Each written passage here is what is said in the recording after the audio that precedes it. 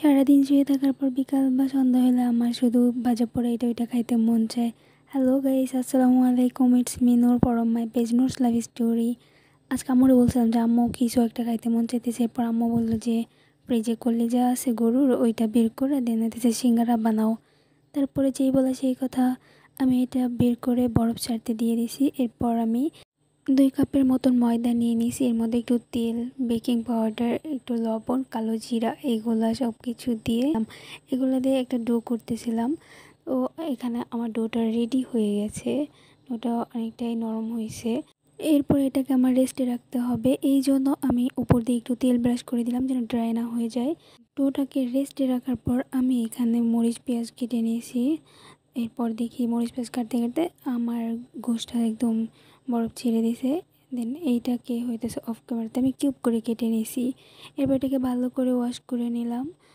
এইটা ওয়াশ করে নেওয়ার পর হইতেছে আমি একটা আলু কিউব করে কেটে নেব, যেহেতু হইতেছে সিঙ্গারা বানাবো, এর মধ্যে আলু না দিলেই না। এরপর আলুটাও কিউব করে কেটে নিয়েছি, একদম ভালো করে ওয়াশ করে নিয়েছি।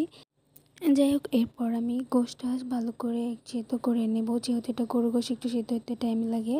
তো সেদ্ধ করে নেওয়ার পর আমি কড়াইতে একটু তেল দিয়ে দিছি। তেলটা গরম হইলে পর পেঁয়াজ মরিচটা দিয়ে দিছি।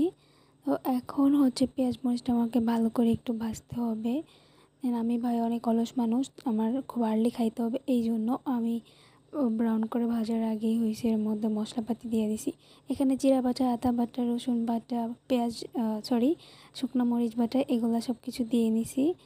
আর লবণ হলুদ এগুলো তো আছেই। এগুলো দিয়ে দেন আমি এটাকে ভালো করে একটু ভাজা নিতেছিলাম। একটু ভাজা হয়ে গেলে আমি এর মধ্যে একটু পানি অ্যাড করছি, এটাকে ভালো করে ভুনতে হবে। তারপর হইতেছে ভোনা মশলার মধ্যে আমি গোশটা দিয়ে দিছি। এরপর যখন গোশটা সিদ্ধ হইতেছিল, ভুনা হইতেছিল, তখন হইতেছে আমি এটা চুলাতে রেখে দিছি। রেখে দিয়ে এখন আসছি আমার আসল পার্টে। এখানে দেখি আমার ডোটা রেস্টে রাখছিলাম, এটা একদম পারফেক্ট হয়ে গেছে। এরপর মেন পার্টটা, যে ভাই ডলারুলি করো এখন এখন আমার এটা বেলতে হবে। এটাকে বেলতে যে মহা বিপদে পড়ছি, ও সরেও না নড়েও না, ভাই কী একটা অবস্থা। তারপর কষ্ট মষ্ট করে, হ্যাঁ, খুব সুন্দর একটা রুটি হয়ে গেছে, একদম চাঁদের মতো হয়েছে, গোল চাঁদ। এটা মাঝখান থেকে দেন কাইটা নিছি, কাইটা 2 খণ্ড করে নিছি। যাই হোক, আমি তো আজকে এই প্রথম হইতেছে সিঙ্গারা বানাইলাম, এর আগে কখনো বানাইনি।